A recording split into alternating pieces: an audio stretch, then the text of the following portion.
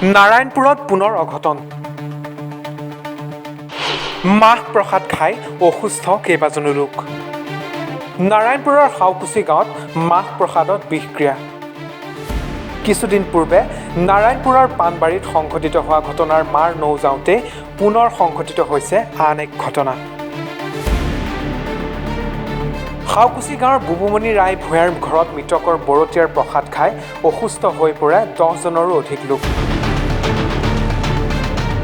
অধিকাংশ লোক বৰ্তমান লখিমপুৰ চিকিৎসা মহাবিদ্যালয়ত চিকিৎসাধীন হৈ থকাৰ বিপৰীতে ঘৰতো চিকিৎসাধীন হৈ আছে কেইবাজনো পুৰুষ মহিলা।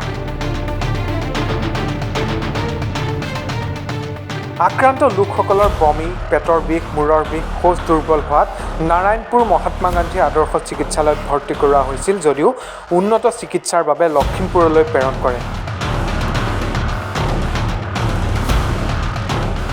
বৰ্তমানেও আৰু অধিক লোক আক্ৰান্ত হোৱাৰ সম্ভাৱনা।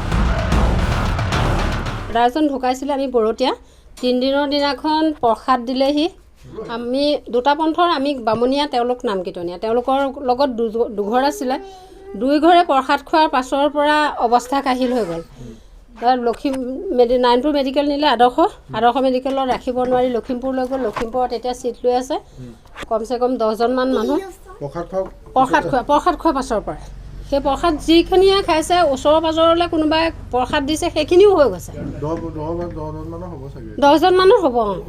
তাৰপৰা তেওঁলোক এতিয়া লখিমপুৰতে আছে। আজি 3-4 এজনকৈ ওলাই আছে। সেই অকণমানি ছোৱালীজনী প্ৰসাদ নাখায়। তাই প্ৰসাদ নোখোৱাৰ পাছতো তাই কিবা সম্ভৱ অকণমান চেলেকিছিলে নেকি। কালি ৰাতিৰ পৰা তাই ধৰ আমাৰ লগতে আছে।